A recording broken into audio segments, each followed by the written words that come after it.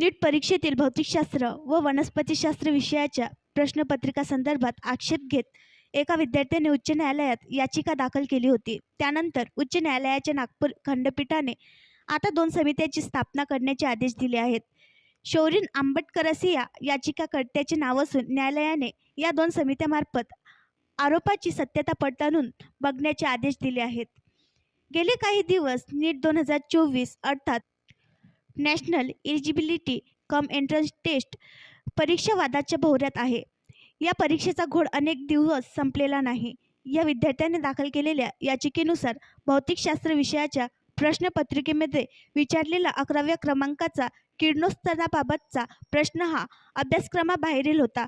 नीट 2022 page क्रमांक 121 व नीट 2023 page क्रमांक 135 मधील भौतिकशास्त्राच्या अभ्यासक्रमात 8व्या धड्यात किरणोत्सर्जन विषयाचा समावेश होता। मात्र नीट 2024 मध्ये हा विषय अभ्यासक्रमातून वगळण्यात आला असा दावा याचिकाकर्त्याने केला आहे।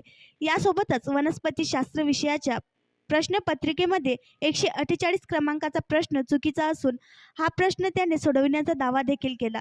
त्यामुळे प्रकरण 3.2D4 नुसार या दोन्ही प्रश्नाचे 4 गुण आपल्याला देण्याचे आदेश द्यावेत अशी विनंती त्यांनी न्यायालयाला केली आहे। न्यायालयाने केंद्र शासनाच्या उच्च शिक्षण विभाग, आरोग्य व कुटुंब कल्याण विभागाच्या सचिवांना, NTA राष्ट्रीय वैद्यकीय आरोग्य विज्ञान विभागाच्या महासंचालकांसह इतर प्रतिवादींना उत्तर दाखल करण्याचे आदेश दिले आहेत। या संदर्भात पुढील सुनावणी शुक्रवार 9 ऑगस्ट रोजी निश्चित करण्यात आली आहे। या दोन्ही प्रश्नावरील आक्षेपाच्या पडताळणीसाठी न्यायालयाने समिती स्थापन करण्याचे आदेश देतानाच वनस्पतीशास्त्र विषयातील प्रश्नासाठी institute of science, HFS college आणि शिवाजी सायन्स कॉलेजमधील वनस्पतीशास्त्र विभाग प्रमुख यांची समिती स्थापन करण्यात आली आहे।